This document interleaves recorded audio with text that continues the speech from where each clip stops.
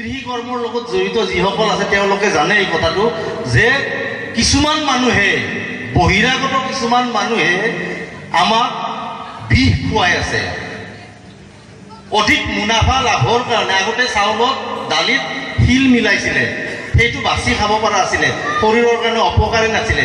আজিকালি কি কৰে, বৰ বিষ মিহলাই। বন্ধাকবি এটা ৰাতিপুৱা বিক্ৰী কৰাৰ কাৰণে ৰাতি ইনজেকশ্যন মাৰি, লাওটো ৰাতি ইনজেকশ্যন মাৰি, ইনজেকশ্যন বা ঔষধ যিটো হাৰত ইনঅৰ্গেনিক যিটো অযৌগিক দ্ৰব্য প্ৰয়োগ কৰি আমাক খোৱাৰ ব্যৱস্থা কৰি দি আছে।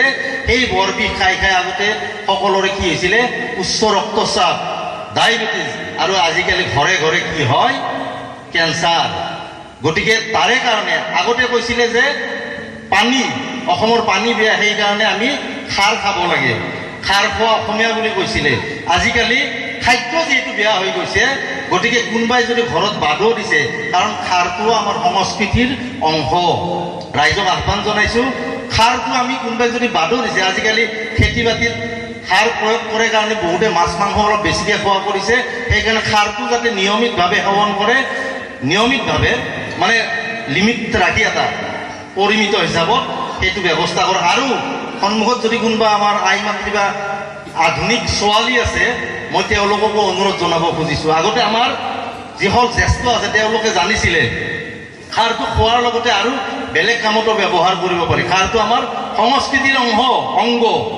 খাৰটো আমি বিউটি পাৰ্লাৰত নোযোৱাকৈ থকাৰ কাৰণে খাৰটো আমি চুলিত শ্বেম্পুত খৰচ কৰাত যদি আমি ৰোধ কৰিবলগীয়া হয়, শ্বেম্পুৰ সলনি আমি যদি খাৰ ব্যৱহাৰ কৰোঁ, খাৰ ব্যৱহাৰ কৰক, তাতে একো বেয়া বস্তু নাথাকে, চুলি টাইট হৈ থাকিব, টান হৈ থাকিব।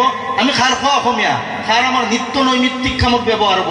মই খাৰটো আমি ব্যৱহাৰ কৰিব লাগিব। খাৰ খোৱা অসমীয়া আমি খাৰটো খোৱাৰ লগতে শ্বেম্পুৰ সলনি, চাবোনৰ সলনি ব্যৱহাৰ কৰি চাওক।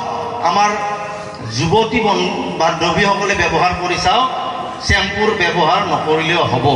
গতিকে ৰাইজ, মই খোৱা লোৱাৰ খাদ্যৰ কথাও ক'লোঁ, সংস্কৃতিৰ কথা এনেকুৱা।